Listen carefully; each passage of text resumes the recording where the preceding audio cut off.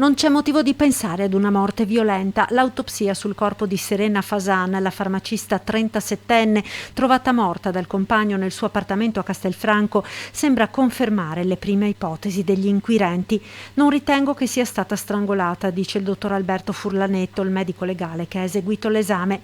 Per capire esattamente cosa abbia provocato il decesso di Serena saranno necessari ulteriori esami ed accertamenti, ma secondo il medico non ci sono motivi per pensare che le lesioni rinvenute sul collo della giovane farmacista ne abbiano causato la morte. Lesioni molto superficiali, ha confermato l'esame, forse causate dai primi tentativi di soccorrerla, forse provocate da lei stessa quando è stata colta da malore.